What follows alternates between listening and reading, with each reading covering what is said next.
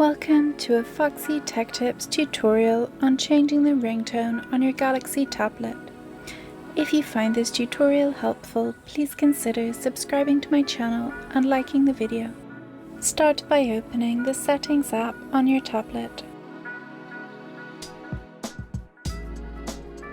In Settings, select Sound and then choose Ringtone.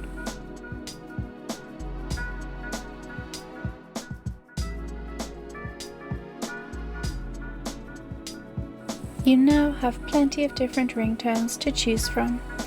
Tap on one to hear it and leave it selected to make it your ringtone.